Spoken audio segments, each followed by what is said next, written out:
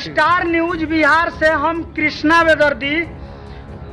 मैं बता देना चाहता हूं, रामनगर थाना के खुलिया, ये रामनगर थाना में जो आज दो रिश्तेदारों के मिली भगत से जो काम हो रहा है वो निंदा करने वाली बात है। जैसे कि रामनगर थाना के अंदर सोनखर गांव में चोरी हुआ और 1 तारीख को श्रीमती आशा रानी पांडे जी थाना को आवेदन दी, लेकिन थाना प्रभारी आवेदन लेकर के आज चुप्पी साधे हुए हैं। इसका कारण क्या है मैं बता दूं कि आशा रानी पांडे के घर जब चोरी हुआ तो 2 मोबाइल एंड्रॉयड सेट का करीब कीमत दोनों मोबाइल का 20,000 रुपया है और 20-20 हज़ार का 20-20 हज़ार रुपया का मोबाइल है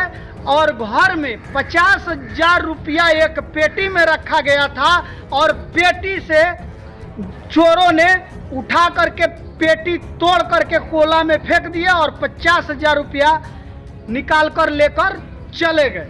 और वो भी कर्ज का पैसा था। और आवेदन आशा रानी पांडे इस बात को लेकर के रामनगर थाना पहुंची, जिसमें थाना के श्रीमान बड़ा बाबू ने कुछ स्टाफ भेजकर इस घटना की पुष्टि कराए और घटना के जब पुष्टि कराए तो घटना में साफ साफ दिखा कि यह काम हुआ है और जिस पर शक था उस व्यक्ति के घर भी जांच कराया गया, लेकिन जांच में वो व्यक्ति फरार हो गया। अब आशा रानी पांडे के पति जो पैरों से विकलांग हैं और विकलांग हैं, असहाय हैं और इन व्यक्ति का फरियाद नहीं सुना जाता है और 1 तारीख को एफआईआर का आवेदन दिया गया, लेकिन अभी तक आवेदन को दबा कर रखा गया है। ये रामनगर थाना की बहुत बड़ी निंदा है। मैं स्टार न्यूज बिहार रामनगर थाना को निंदा करता है कि इस विषय पर जांच नहीं हुआ और आशा रानी पांडे जी के पति से बात करते हैं, जिनका नाम, आपका नाम क्या हुआ? विनय कुमार पांडे। आपके साथ क्या क्या हुआ है आप जनता को बताएं। वहीं घर में रात को चोरी हो गया जी, और सब भोर में उठने पर देखा कि हाँ पीछे का दरवाज़ा खुला हुआ है जी।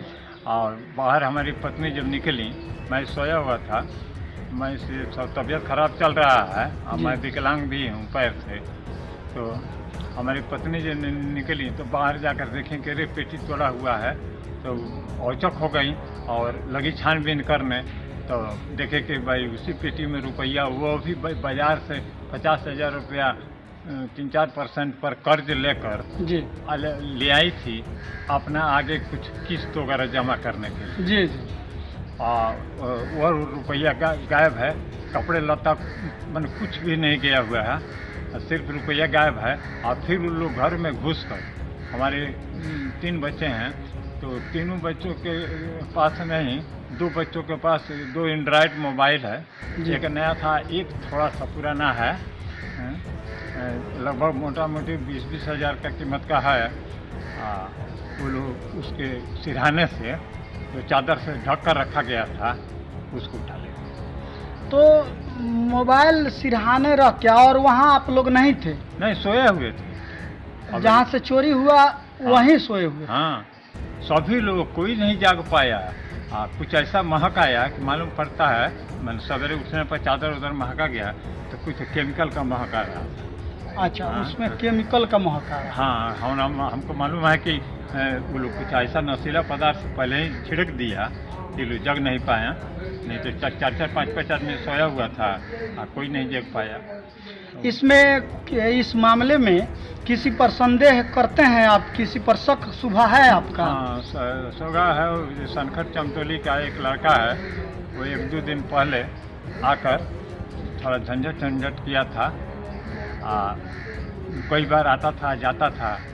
हमारी एक छोटी आइसक्रीम फैक्ट्री है, बंद पड़ी हुई है, तो उसका फाटक उठाकर और उसमें झांक रहा था वो लड़का। हाँ, इसलिए कि वह रास्ता देख रहा था कि बाहर से फैक्ट्री से होकर भीतर घुसने का रास्ता है कि नहीं, हम लोगों को यही सोचा। जी, और ये पहले बताइए, आवेदन आप दिए तो इस पर कार्रवाई नहीं हुआ? नहीं, कोई कार्रवाई नहीं हुआ। आप फिर गए थे जब जांच हुआ उसके बाद थाना गए थे आप? हाँ, थाना गए थे? हाँ। और थाना गए थे उसके बाद बड़ा बाबू बात नहीं सुन रहे हाँ, नहीं सुन रहे। और आप परेशान हैं? कोई रिसीविंग वगैरह भी लोग नहीं दिया आवेदन का। देखिए ये कितनी बड़ी बात है कि दो रिश्तेदारों के मिली भगत से ये थाना चलाया जा रहा है। एक है थाना प्रभारी तो एक है श्रीमान अनुमंडल पुलिस अधिकारी पदाधिकारी। तो ये बताइए, ये भ्रष्टाचार नहीं होगा तो क्या होगा इस थाना के अंदर? और भ्रष्टाचार फैला हुआ है, आवेदन नहीं किया जाता है, बिन पैसा वैसा मांगे थे आप लोग से आवेदन के लिए? नहीं, पैसा ऐसा कोई नहीं मांगा था। वो बोले हुए थे कि आप लोग फिर हमारा स्टाफ जा रहा है, इंक्वायरी करके आ रहा है, फिर आप लोग थाना पर आइए। थाना पर जाकर हम लोग आवेदन दिए और उसके बाद से कोई कार्रवाई नहीं। थाना पर दौड़ते दौड़ते इनका पैरों की चप्पल घिस गया, लेकिन आवेदन नहीं हुआ। वाह वाह रे कानून। और ये रामनगर थाना को दो रिश्तेदार बागडोर संभाले हुए हैं, दो रिश्तेदार चला रहे हैं। तो आपस भ्रष्टाचार नहीं होगा तो क्या होगा? इस पर एसपी साहब भी जान करके चुप्पी साधे हुए हैं कि हम कुछ करें नहीं, क्योंकि इन दोनों रिश्तेदारों का कमीशन एसपी साहब को जाता है, यह इसलिए चुप बैठे हैं। स्टार न्यूज बिहार से कृष्णा बेदर्दी।